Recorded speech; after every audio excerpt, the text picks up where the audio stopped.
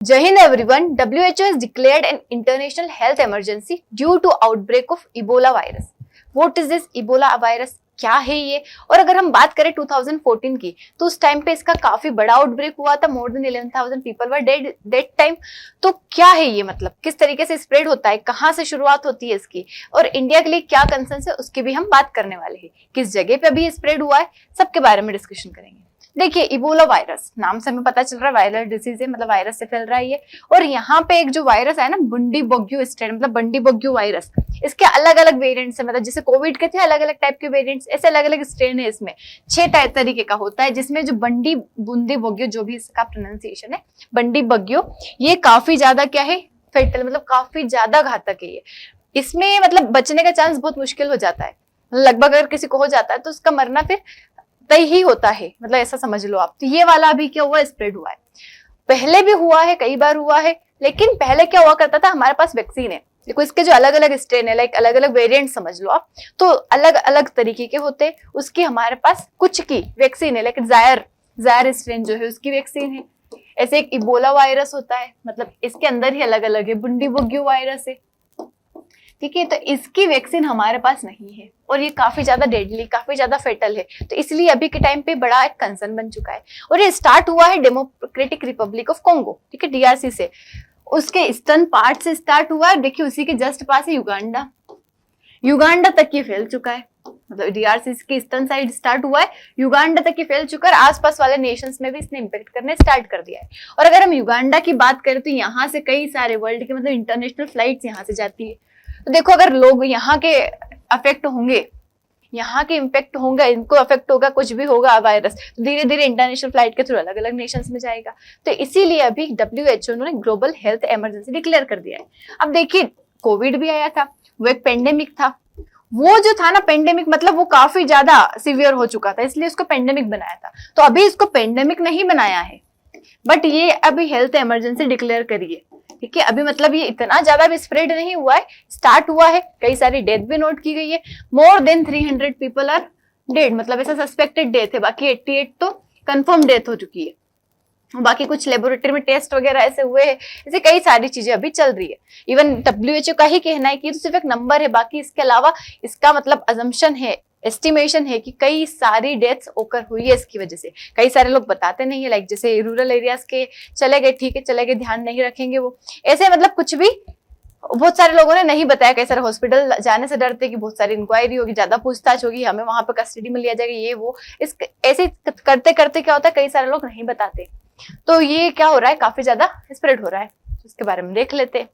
Latest Ebola मतलब अभी ऐसे के टाइम पे काफी बड़ा हेल्थ इमरजेंसी बन चुकी है. WHO ने डिक्लेयर कर दिया है. एस्टिमेटेड 88 डेट तो देखो कंफर्म हो चुकी है, बाकी कुछ लेबोरेटरी की कंफर्म डेट से, और मोर देन 300, ठीक है, बहुत ज्यादा पहुंच चुका है. धीरे धीरे क्योंकि इंक्रीज हो रहा है ना, तो इसके नंबर बढ़ते जा रहे हैं. एंड नेक्स्ट थिंग कि ये फैलता काहे की वजह से है, मतलब कौन सी चीज है जिसकी वजह से स्प्रेड हो रहा है. देखिए, डायरेक्ट ये कोई हवा से नहीं स्प्रेड होता है जिस तरीके से कोविड हो रहा था. ऐसा कुछ नहीं है, नहीं है कोई पेंडेमिक है अभी, बट इसके स्प्रेड होने के अलग अलग तरीके, जैसे कि बॉडीली फ्लूइड, लाइक ब्लड हो गया, सीमन हो गया, ऐसे कई सारी चीज जो बॉडी फ्लूइड होते हैं, स्वेट हो गया, ऐसे कई सारी चीजों के थ्रू ये स्प्रेड होता है. और ये अगर इसका ओरिजिन हम देखें तो it is a zoonotic disease. Zoonotic मतलब क्या होता है कि disease which has originated from animal, किसी एनिमल से. तो जनरली बेट से माना जा रहा है कि चमगादड़ जो होता है, बेट जो होता है, उससे ओरिजिनेट होता है. फिर उसके बाद प्राइमेट्स में जाता है, जैसे कि मंकीज हो गए, चिंपांजीज हो गए. इनके बाद फिर ह्यूमन में आता है, इवन ह्यूमन में भी आ सकता है डायरेक्ट. तो इसके बाद यहाँ आता है. इस तरीके से स्प्रेड ये हो रहा है. वायरल हेमोरेजिक फीवर, मतलब कि ब्लड को क्या कर देता है ये, काफी ज्यादा, मतलब उसका स्प्रेड होना. इंटरनल ब्लीडिंग होना, मतलब शरीर के अंदर ही, जैसे जो जहां से वेन्स हो गया, नर्व्स हो गई, जिसमें पास होता है ब्लड, उससे बाहर ब्लड निकल जाना, काफी ज्यादा ब्लड का फ्लो हो जाना, इंटरनल ब्लीडिंग, ब्लड क्लोटिंग हो जाना, कुछ जगह पे एबनॉर्मलिटीज मतलब चल रही है, कई सारे ऑर्गन का फेलियर हो जाना, मतलब पूरी तरीके से क्या कर देगा, जाम कर देगा शरीर को. काफी ज्यादा कंटाजियस है, मतलब रेपिडली काय के थ्रू फैल रहा है. डायरेक्ट कॉन्टेक्ट अगर हो रहा है, बॉडीली फ्लूइड्स कुछ भी हो सकता है, लाइक नोजिया हो सकता है, उसके बाद ब्लड हो सकता है, स्वेट हो सकता है, कुछ भी बॉडी का कुछ भी फ्लूइड अगर इधर उधर हो रहा है, वोमिट हो सकता है, तो उसके थ्रू क्या हो सकता है, ये फैल सकता है. अब बॉडी को कैसे अटैक करेगा, देखो पहले तो नॉर्मल लगेगा, जैसे नॉर्मल फीवर आता है वैसा वायरल फीवर लगेगा, headache, fatigue, high fever. But अगर डिले कर दिया डायग्नोसिस में तो ये काफी ज्यादा डेंजरस प्रूव हो सकता है। लेट होने के बाद क्या करेगा, ये इंटरनल ऑर्गन से पहले आपको नॉर्मल लगेगा, बाद फिर अंदर वाली चीजों को ये टारगेट करेगा, जैसे कि इम्यून सेल्स हो गए, ब्लड वेसल्स हो गई, उसके बाद vomiting, diarrhoea, skin rashes, bleeding gums, internal haemorrhaging मतलब इंटरनल ब्लीडिंग होना, ऐसी सारी चीजें ये करवाता है। डिहाइड्रेशन काफी ज्यादा बढ़ जाता है, शोक, मल्टी ऑर्गन फेलियर, ये बड़ी बड़ी मतलब शरीर के अंदर से फिर पूरा इंसान को खत्म करने की कोशिश करता है ये इतना, इसलिए काफी ज्यादा ये घातक बन गया है। तो एयरबोर्न नहीं है, जैसा कि आपको पता है, जिस तरीके से कोविड-19 में सेल्स दूसरे वायरस होते हैं, ये बॉडीली फ्लूइड के थ्रू हो रहा है, blood, saliva, vomit, sweat, semen, इन सारी चीजों के थ्रू। अब देखिए क्या होगा, कोई इंसान मानो बीमार हुआ, उसको लेके जाएंगे, उसके केयर टेकर जो होंगे, लाइक डॉक्टर्स हो सकते हैं, जो भी केयर टेकर आसपास रहेंगे, केयर गिवर, फैमिली मेंबर हो सकते हैं। अब उन सभी को भी खतरा है, क्योंकि वो तो उनके कांटेक्ट में आएंगे ना जब उनका ट्रीटमेंट करेंगे, क्योंकि इसके अंदर जनरली वोमिटिंग होती है, उस वोमिट के अगर कांटेक्ट में कोई आ गया, ब्लीडिंग होती है इसके अंदर काफी ज्यादा, तो ब्लीडिंग के कांटेक्ट में कोई आ गया, पसीने के कांटेक्ट में कोई आ गया, तो वो उन लोगों को ये क्या कर सकता है, इंपेक्ट कर सकता है। तो वो उनके लिए काफी ज्यादा यहाँ पे प्रॉब्लम क्रिएट कर सकता है, लाइक जैसे पीपी हो गया, नीडल एक्सपोजर, ये उन लोगों के लिए जैसे जो इलाज कर रहे हैं। और वहां पे क्या होता है कि जो अफ्रीका वाला रीजन है, वहां पे इनके अलग प्रोसेस है, लाइक किसी की डेथ भी हो गई है, जब उसकी बॉडी को मतलब कवर किया जाता है, खत्म किया जाता है, तो उसमें उसको पहले नहलाएंगे, वॉशिंग होगी, और बहुत सारी प्रोसेस होती है, मतलब उसको कंप्लीटली टच करना पड़ेगा उनको, वो यहाँ पे एक प्रॉब्लम क्रिएट कर सकता है। लेकिन 1976 में इसकी डिस्कवरी हुई थी पहली बार इबोला रिवर के पास, इसीलिए इसका नाम भी इबोला बन गया। धीरे धीरे मतलब रूरल आउटब्रेक हुआ 2000 के टाइम पे। 2014 में सबसे बड़ा आउटब्रेक, 11,000 से ज्यादा फैटेलिटीज हुई थी।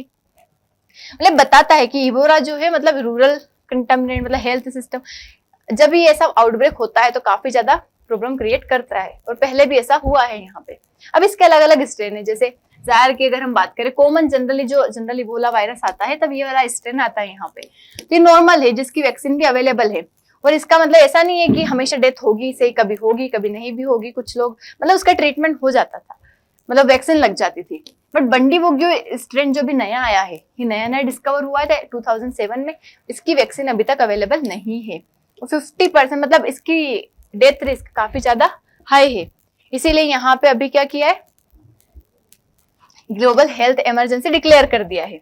और हमारे पास वैक्सीन रखी भी है, जैसे अर्वेबो वैक्सीन, जो कि इस वायरस के लिए, इस स्ट्रेन के लिए है, तो वो इसके लिए कहीं भी यूजफुल नहीं हो पाएगी, क्योंकि वो इसके लिए है। तो इटूरी प्रोविंस जो है DRC का, यहाँ से स्टार्ट हुआ है, युगांडा कंपाला तक पहुंच गया, जहां से काफी ज्यादा फ्लाइट्स आती है, जो इसको क्या बना रहा है, मतलब ज्यादा डेडली बना रहा है कि दूसरे नेशन तक भी फैलेगा ये। अब देखिए ये जो रीजन है जहां पे ये स्टार्ट हुआ है, जहां से एक्सेलरेशन हुआ है, ये जो रीजन है काफी मिलिटेंट है, यहाँ की गवर्नमेंट कंट्रोल कम है, तो यहाँ पे मेडिकल एड प्रोवाइड करवाना, डिप्लॉयमेंट करवाना, ये भी मुश्किल हो रहा है।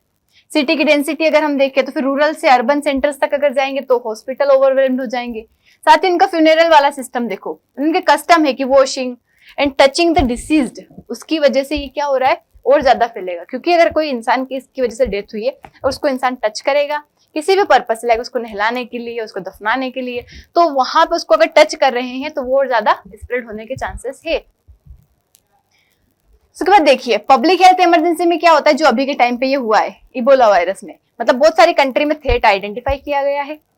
ये इंटरनेशनल फंडिंग और मेडिकल मोबिलाइजेशन को ट्रिगर कर रहा है, कि मतलब इसमें जरूरत लगेगी WHO को और बाकी इंटरनेशनल फंडिंग की।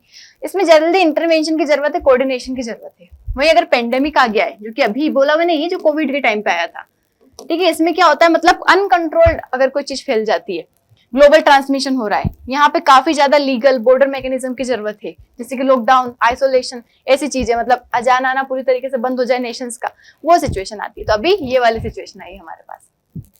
अब देखिए डिप्लॉयमेंट अभी क्या किया है, तो WHO की इमरजेंसी टीम ट्रेंड की है, मतलब जो भी ट्रेंड लोग हैं वो सब अलग अलग जगह जा रहे हैं, अपनी चीजें प्रोवाइड करवा रहे हैं डायरेक्टली, जहां से आउटब्रेक हो रहा है, जहां लोग इसकी वजह से अफेक्ट हो रहे हैं, वहां जाके चीजें पहुंचा रहे हैं। मेडिकल एड, इंफ्रास्ट्रक्चर सिक्योर कर रहे हैं, आइसोलेशन यूनिट, मोबाइल लेबोरेटरीज लेके जा रहे हैं, इंटेलिजेंस एग्जीक्यूटिव मतलब ट्रेस कर रहे हैं कहाँ कहाँ ये हो रहा है, बॉर्डर स्क्रीनिंग, इन सभी चीजों पे फोकस किया जा रहा है। देखिए मतलब complex medical logistic operation inside an active conflict zone, मतलब जिस जगह पे ऑलरेडी है आउटब्रेक, ऑलरेडी यहाँ पे काफी ज्यादा लोग इससे इम्पैक्ट हो रहे, तो उस जगह पे डायरेक्ट इलाज करना कैसा कितना मुश्किल हो जाएगा, क्योंकि कोई अगर जाएगा तो वो भी इम्पेक्ट होगा उससे। तो ये यहाँ पे कॉम्प्लेक्स सिचुएशन बना रहा है। देखिए इंडिया की अगर हम बात करें तो इंडिया में अभी तो मतलब डायरेक्ट तो कोई चांसेस नहीं है, काफी दूर है अफ्रीका।